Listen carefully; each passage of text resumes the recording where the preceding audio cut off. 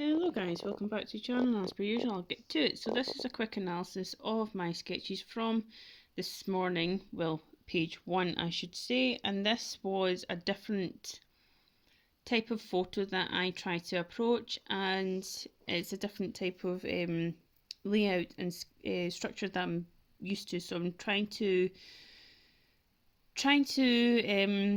sketch and basically push myself out of my comfort zone instead of sticking to the usual topics. So sketch 1 took me 3 minutes, sketch 2 took me 2 minutes 40, and sketch 3 took me 2 minutes and 10 seconds. Along with geometric and observational methods, I utilised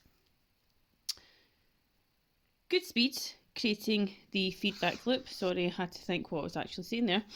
And this feedback loop creates the analysis, which is where you learn.